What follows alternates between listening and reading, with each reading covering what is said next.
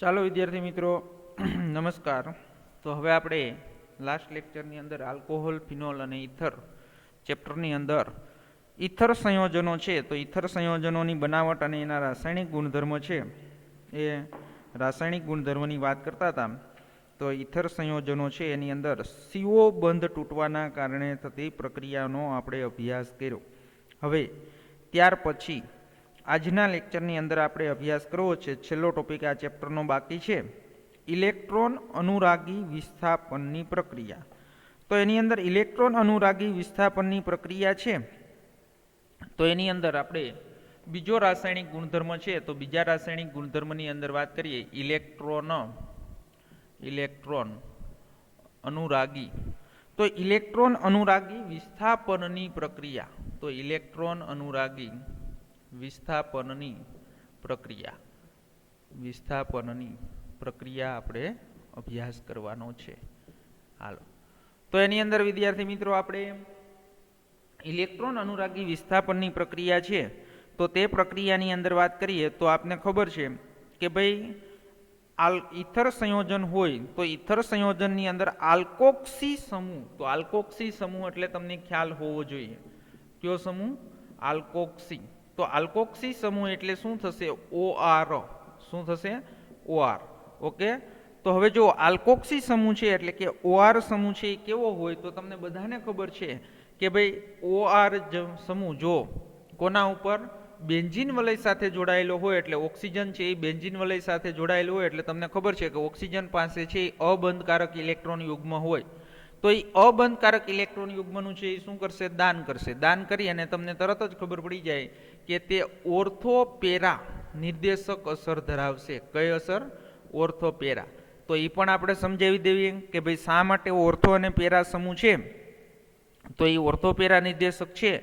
તો એ ફિનોલની જેમ તમને ખબર છે, ફિનોલ સંયોજન લેશો તો ફિનોલ સંયોજનની અંદર બેન્ઝીન ઉપર શું જોડાયેલું હશે? OH. અને જ્યારે આપણે છે એ કયા સંયોજન? ઇથર સંયોજન હોય ત્યારે શું જોડાયેલું હોય? OR. તો એના બંધારણની ઉપરથી પણ આપણે સમજી લઈએ એટલે તમને એના સંસ્પંદન બંધારણ છે. તો એ સંસ્પંદન બંધારણની પણ આપણે એના ઉપરથી સમજણ મેળવીએ એટલે તમને ખબર પડી જાય કે ભાઈ ઓર્થોપેરા નિર્દેશક અસર છે એ શા માટે છે. ઓકે, હાલો.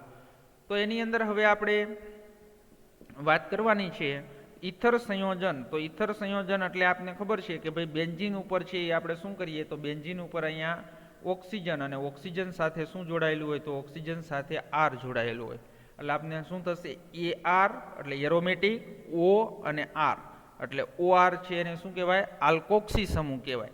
હવે જો ઓક્સિજન પાસે અહીંયા શું હોય? તો ઓક્સિજન પાસે છે એ બે અબંધકારક ઇલેક્ટ્રોન યુગ્મ હોય. શું હોય? બે અબંધકારક ઇલેક્ટ્રોન યુગ્મ.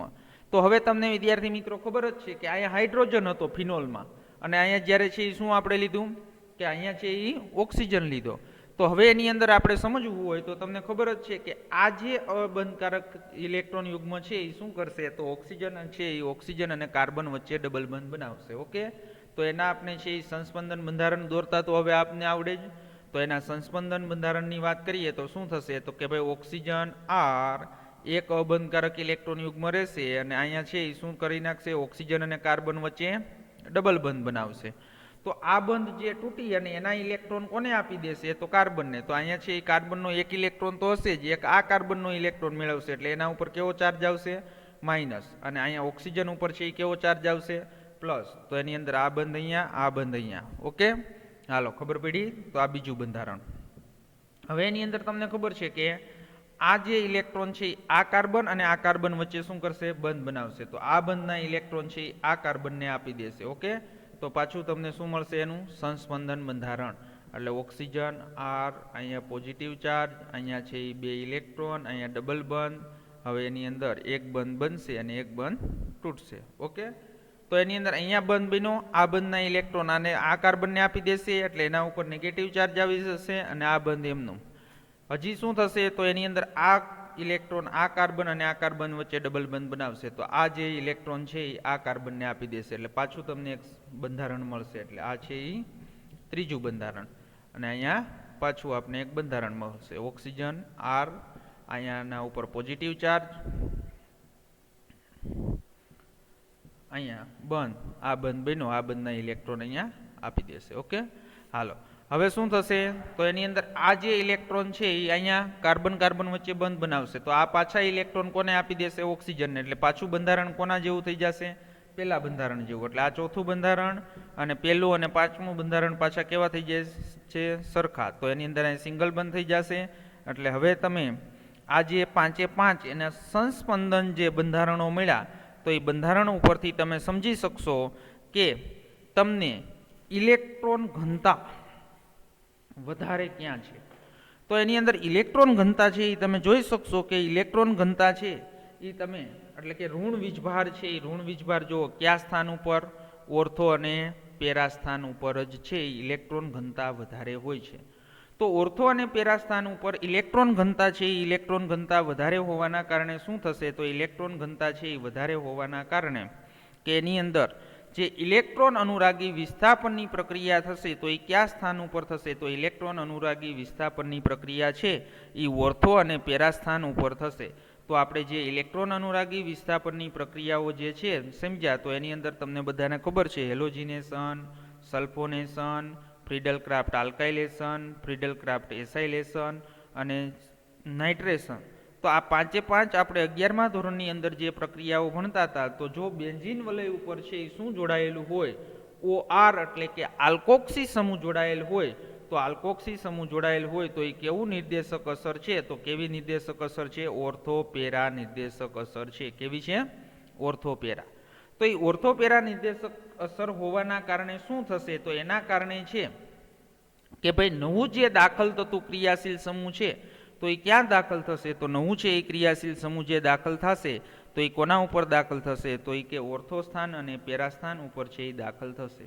ઓકે હાલો તો હવે આપણે એની ઇલેક્ટ્રોન અનુરાગી વિસ્થાપનની પ્રક્રિયા છે તો એની અંદર આપણે ત્રણ પ્રક્રિયાઓ છે એ ત્રણ પ્રક્રિયાઓ આપેલી છે તો એની અંદર આપણે પહેલી પ્રક્રિયા છે હેલોજિનેશન ફ્રીડલ ક્રાફ્ટ આલ્કાઇલેશન અને નાઇટ્રેશન તો એ તો બધાને આવડે જ છે તો ખાલી આપણે સમજવાનું છે કે ભાઈ ઓર્થો અને પેરાસ્થાન ઉપર છે એ શું થાય છે તો ઓર્થો અને પેરાસ્થાન ઉપર દાખલ થાય છે ઓકે હાલો તો એની અંદર પહેલી પ્રક્રિયાનો આપણે અભ્યાસ કરીએ તો પહેલી પ્રક્રિયા છે એ કઈ છે તો પહેલી પ્રક્રિયા છે હેલોજિનેશન કઈ પ્રક્રિયા છે હેલોજિનેશન તો હેલોજિનેશન આપણે કરવું હોય ઈથર સંયોજનો છે એની અંદર બેન્ઝીન વલયમાં જો આપણે હેલોજિનેશન કરવું હોય તો તમને બધાને ખબર જ છે કે ભાઈ હેલોજિનેશન કરવાની અંદર ઇથેનોઇક એસિડ તો ઇથેનોઇક એસિડ છે એની અંદર શું કરવાનું Br2 સાથે પ્રક્રિયા કરવાની છે એટલે એની અંદર બેન્ઝીન ઉપર છે એ શું થશે તો બેન્ઝીન ઉપર છે એ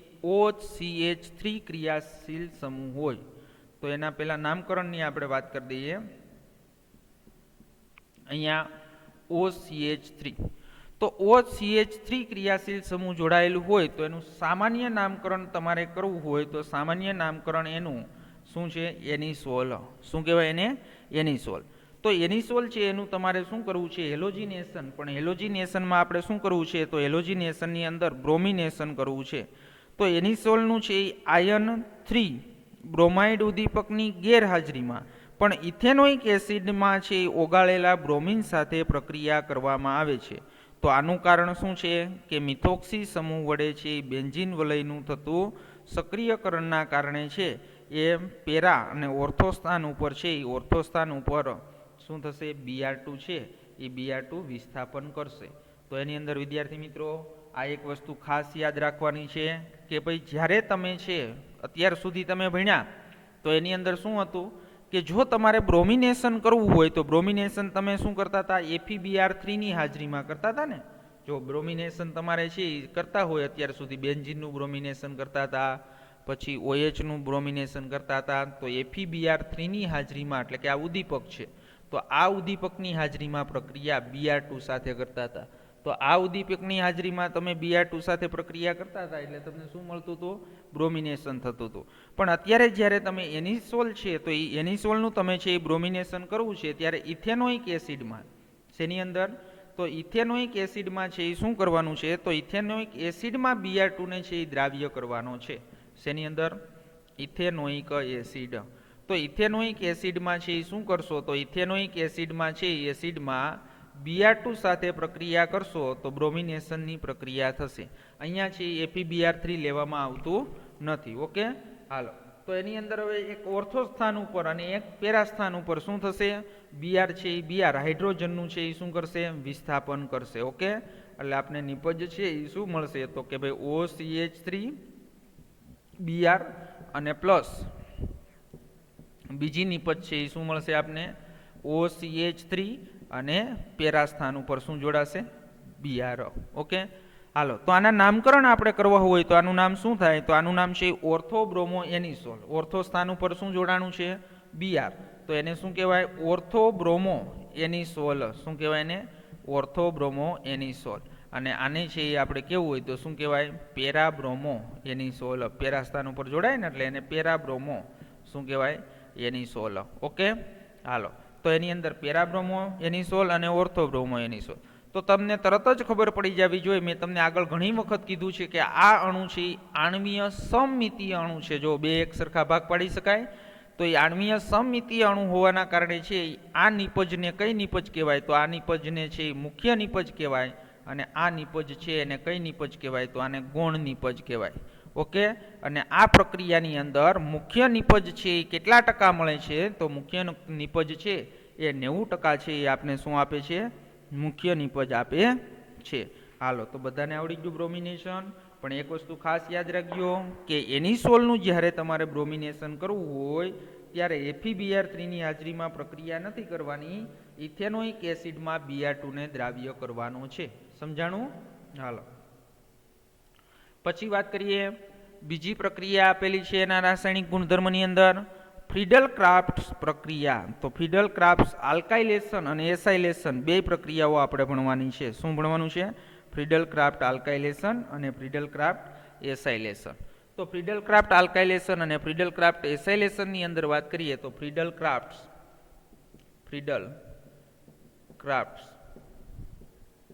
પ્રક્રિયા. તો ફ્રીડલ-ક્રાફ્ટ પ્રક્રિયાની છે એ પ્રક્રિયાની આપણે વાત કરીએ તો એની અંદર ફ્રીડલ-ક્રાફ્ટ પ્રક્રિયા એટલે તમને બધાને આવડે છે કે આલ્કાઇલ હેલાઇડ અને એસિડ ક્લોરાઇડ, જો આલ્કાઇલ હેલાઇડ સાથે પ્રક્રિયા કરો, નિર્જળ AlCl3. શેની વાત કરીએ છીએ આપણે? નિર્જળ AlCl3. તો નિર્જળ AlCl3 એટલે શું થશે? તો નિર્જળ AlCl3 એટલે એલ્યુમિનિયમ ક્લોરાઇડ. કોના તરીકે વર્તે છે? તો તમને બધાને ખબર છે કે લ્યુઇસ એસિડ તરીકે વર્તે છે. અને તે આ પ્રક્રિયાની અંદર શું છે? તો આ પ્રક્રિયાની અંદર ઉદ્દીપક છે. તો હવે આપણે એની અંદર બેન્ઝીન ઉપર છે એ બેન્ઝીન ઉપર OCH3 એટલે આપણને ખબર છે આને શું કહેવાય? એનિસોલ. તો પહેલી પ્રક્રિયા છે એ આપણે શું કરવું છે? ફ્રીડલ-ક્રાફ્ટ આલ્કાઇલેશન. તો ફ્રીડલ-ક્રાફ્ટ આલ્કાઇલેશન છે એ કરીએ તો આલ્કાઇલ હેલાઇડ સાથે પ્રક્રિયા. તો આલ્કાઇલ હેલાઇડ એટલે શું લેવાનું? CH3Cl. પણ આ પ્રક્રિયા છે એ લ્યુઇસ એસિડ એટલે કે નિર્જળ છે એ નિર્જળ કોની હાજરીમાં કરવાની છે? AlCl3 ની હાજરીમાં. કોની હાજરીમાં કરવાની છે? AlCl3 ની હાજરીમાં. તો જો તમે આ પ્રક્રિયા AlCl3 ની હાજરીમાં છે એ પ્રક્રિયા કરો તો AlCl3 ની હાજરીમાં પ્રક્રિયા કરતા છે, જો અહીંયા કાર્બન ડાયસલ્ફાઇડ લખ્યું છે ભૂલ છે, ટેક્સ્ટબુકની અંદર CH2 છે અહીંયાથી કાઢી નાખજો. તો એની અંદર તમે પ્રક્રિયા છે AlCl3 ની હાજરીમાં પ્રક્રિયા છે એ કરશો તો પ્રક્રિયા થતાં છે એ તમને શું મળશે? તો પ્રક્રિયા થતાં તમને CH3 ગ્રુપ છે એ શું થશે? તો CH3 ગ્રુપ છે એ કોની સાથે? તો કે ભાઈ એક વખત ઓર્થો સ્થાન ઉપર અને એક વખત પેરા સ્થાન ઉપર જોડાશે. તો તમને છે એ નિપજ શું મળશે? તો નિપજ છે એ અહીંયા OCH3 અને અહીંયા CH3 એટલે ઓર્થો સ્થાન ઉપર જોડાણું. અને એવી જ રીતે છે એ શું થશે? તો એવી જ રીતે છે OCH3 અને પેરા સ્થાન ઉપર. તો પેરા સ્થાન ઉપર જે નિપજ મળી હોય તો એ હંમેશા નિપજ છે એ કેવી હોય? તો એ નિપજ છે એ હંમેશા મુખ્ય નિપજ હોય છે. ઓકે, હવે આપણે એની અંદર વાત કરવી છે નામકરણની. તો નામકરણની અંદર તમને ખબર હોવી જોઈએ કે અહીંયા CH3 ક્રિયાશીલ સમૂહ છે અને અહીંયા OCH3 ક્રિયાશીલ સમૂહ છે. એટલે તમને બધાને ખબર છે કે OCH3 એટલે ઇથર સંયોજન છે. તો ઇથર સંયોજન કરતાં 11મા ધોરણની અંદર જે IUPAC નામકરણ છે એની અંદર 7મો નિયમ છે એ તમે અભ્યાસ કરી ગયા છો કે ભાઈ OCH3 કરતાં OR, અહીંયા લખ્યું છે એવી રીતે OR કરતાં CH3 છે એની ક્રિયાશીલતા વધારે છે. તો હવે આનું નામ શું થશે? તો આનું નામ થશે ટોલ્યુઇન. તો આને કાર્બન નંબર 1 આપો કાર્બન નંબર 2 ઉપર, તો કાર્બન નંબર 2 ઉપર કયું ક્રિયાશીલ સમૂહ છે? તો કે મિથોક્સી. શું છે? મિથોક્સી. તો એનું નામકરણ કરવું હોય તો શું થાય? 2 મિથોક્સી ટોલ્યુઇન. શું નામ થશે એનું? 2 મિથોક્સી ટોલ્યુઇન. ઓકે. અને આનું નામ છે એ શું થશે? તો 1 2 3 4. તો શું થશે? 4 મિથોક્સી ટોલ્યુઇન. શું થાય? 4 મિથોક્સી ટોલ્યુઇન. ઓકે. હાલો, તો આ પ્રક્રિયા કઈ જોઈએ આપણે? ફ્રીડલ ક્રાફ્ટ આલ્કાઇલેશન. હવે તમારે આવી જ પ્રક્રિયા જો અહીંયા તમે આલ્કાઇલ હેલાઇડની જગ્યાએ તમે છે એ શું કરશો? તો આલ્કાઇલ હેલાઇડની જગ્યાએ એસિટિક એનહાઇડ્રાઇડ અથવા એસિડ ક્લોરાઇડ જો લેવામાં આવે તો એસિટિક એનહાઇડ્રાઇડ અથવા એસિડ ક્લોરાઇડ હોય તો એની અંદર તમને બધાને ખબર છે COCH3 ગ્રુપ છે એ એડ થશે. એટલે એને શું કહેવાય? તો એને છે એ કહેવાય ફ્રીડલ ક્રાફ્ટ એસાઇલેશન. તો એસાઇલેશનની પ્રક્રિયા પણ આપણે જોઈ લઈએ વિદ્યાર્થી મિત્રો. તો એસાઇલેશન શું છે? એસાઇલેશન. હાલો, તો એસાઇલેશન પ્રક્રિયાની અંદર આપણે વાત કરીએ તો એસાઇલેશન પ્રક્રિયાની અંદર બેન્ઝીન ઉપર છે એ શું લેવાનું? OCH3. તો બેન્ઝીન ઉપર છે એ OCH3 એટલે આપને ખબર છે એને શું કહેવાય? તો કે એનિસોલ. શું કહેવાય? એનિસોલ. તો એ એનિસોલ છે તો એ એનિસોલ સાથે છે એ પ્રક્રિયા કરશો કોની? એસિડ ક્લોરાઇડની અથવા એસિટિક એનહાઇડ્રાઇડની. તો આપણે અહીં એસિટિક ક્લોરાઇડ લઈએ તો CH3COCl એટલે આને શું કહેવાય? Acid chloride. પણ આ પ્રક્રિયા પણ ફ્રીડલ ક્રાફ્ટ આલ્કાઇલેશન છે એટલે અહીંયા તમારે શું લેવું જોશે? નિર્જળ AlCl3 ની હાજરીમાં પ્રક્રિયા કરવી જોશે. તો નિર્જળ AlCl3 ની હાજરીમાં પ્રક્રિયા કરશો એટલે શું થશે?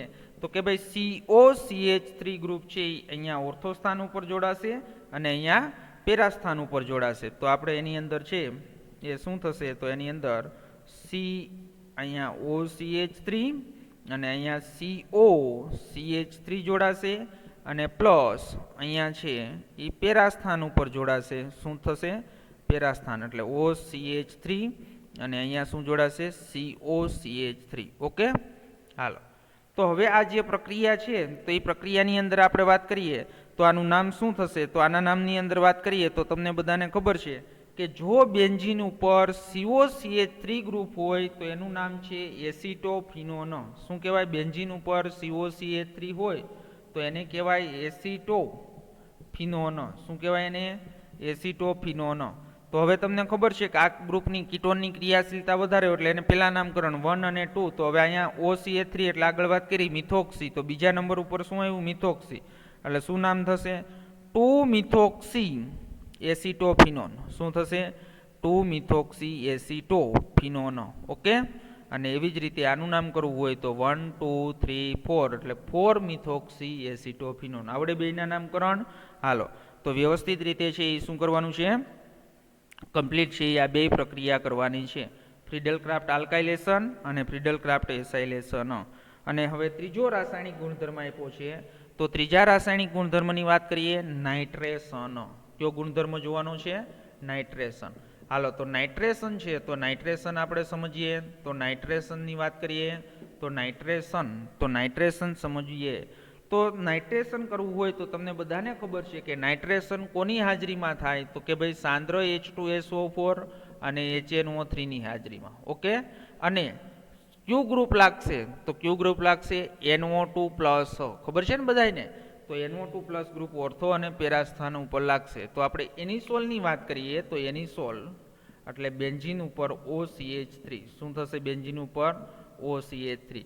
તો એની પ્રક્રિયા છે એ કોની સાથે કરો તમે? સાંદ્ર H2SO4 અને HNO3 સાથે. તો સાંદ્ર H2SO4 અને સાંદ્ર HNO3 સાથે પ્રક્રિયા કરશો તો NO2 ક્રિયાશીલ સમૂહ છે તો એ શું થશે? તો NO2 ક્રિયાશીલ સમૂહ છે એ એક વખત ઓર્થો સ્થાન ઉપર અને એક વખત પેરા સ્થાન ઉપર જોડાશે. ઓકે. હાલો, તો એની અંદર એક વખત છે એ ક્યાં જોડાશે? પેરા સ્થાન ઉપર. તો આ બે જે નિપજ મળી તો એના નામકરણની આપણે વાત કરવી હોય તો 2 નાઇટ્રો એનિસોલ. તો આની અંદર આ શું થશે કે ભાઈ OCH3 કરતાં NO2 ની ક્રિયાશીલતા ઓછી એટલે અહીંયા 1 અને 2 એટલે શું થશે? 2 નાઇટ્રો. શું થશે? 2 નાઇટ્રો એનિસોલ. 2 નાઇટ્રો એનિસોલ. ઓકે. અને આનું નામ કરવું હોય તો 1 2 3 4 એટલે શું થશે? 4 નાઇટ્રો એનિસોલ. હાલો, તો 3 રાસાયણિક ગુણધર્મો છે એ તમને આવડવા જોઈએ. હવે એક બીજું તમને કહું કે ભાઈ અહીંયા આપણે પ્રક્રિયક તરીકે છે એ શું લીધું, તો સાંદ્ર H2SO4 અને HNO3.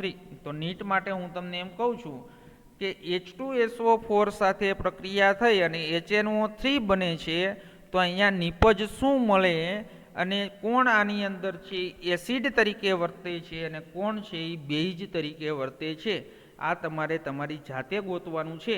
અને 11મા ધોરણની ટેક્સ્ટ બુકની અંદર આપ્યું છે અને આ રિએક્શન કમ્પ્લીટ કરવાનું છે. તમારી જાતે ગોતવાનું છે અને તમારે સમજવાનું છે કે જો H2SO4 એ એસિડ છે, HNO3 એસિડ છે, પણ આમાં જ્યારે છે એ તમને ખબર છે કે આમાં એક છે એસિડ તરીકે વર્તે છે ને એક બેઝ તરીકે વર્તે છે. એ પ્રક્રિયા જોશો એટલે તમને ખ્યાલ આવશે.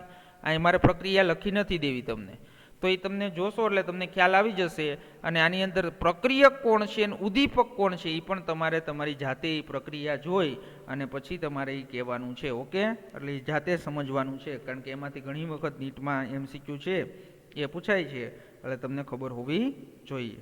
ઓકે, હાલો, ત્યાર પછી આપણે અહીંયા ચેપ્ટર પૂરું થયું. લખાણ સંબંધિત પ્રશ્ન આપ્યા છે, તો આગળની જે બધી રિએક્શનો ભણી ગયા એના ઉપરથી એના લખાણ સંબંધિત પ્રશ્ન આપ્યા છે. ઓકે, તો એ 11.10, 11.11 અને 11.12 તમારી જાતે છે એ શું કરવાનું છે, સોલ્યુશન છે એ કરવાનું છે. ઓકે, હાલો, તો વ્યવસ્થિત રીતે વિદ્યાર્થી મિત્રો આ ચેપ્ટર છે એ તૈયાર કરી નાખજો. એટલે આપણે 2 ઓર્ગેનિકના ચેપ્ટર છે, હેલો આલ્કેન અને હેલો એરિન, અને આ બીજું ચેપ્ટર છે આલ્કોહોલ, ફિનોલ અને ઇથર પૂર્ણ કર્યું. તો હવે આની અંદર 2 ચેપ્ટર છે, કાર્બોક્સિલિક એસિડ વાળું અને એમાઇન સંયોજન, નાઇટ્રોજન યુક્ત કાર્બનિક સંયોજન. તો 2 ઓર્ગેનિકના ચેપ્ટર છે એ અહીંયા બાકી રહેશે. બાકી આપણે છે એ આગળના લેક્ચરની અંદર પી બ્લોક એલિમેન્ટ એક થિયરિટિકલ ચેપ્ટર છે, તો એ આવતા લેક્ચરથી પી બ્લોક એલિમેન્ટ છે એ ચાલુ કરી દઈએ એટલે હમણાં પૂરું થઈ જાય. એટલે પછી છે એ કાંક પહેલું ચેપ્ટર, ત્રીજું ચેપ્ટર અને ડી અને એફ 3 ચેપ્ટર એમાં ને 2 ચેપ્ટર આમાં, 5 ચેપ્ટર જ બાકી રહેશે. છેલ્લા 2 ચેપ્ટર છે એ તો કાઢી નાખ્યા છે. ઓકે, હાલો, તો વિદ્યાર્થી મિત્રો વ્યવસ્થિત તૈયારી કરજો અને સમજી અને તૈયારી કરજો. અને જ્યારે સમય વધે ત્યારે તમારી પાસે જે રેફરન્સ બુક હોય એમાંથી MCQ સોલ્વ કરવાની પણ પ્રેક્ટિસ કરશો.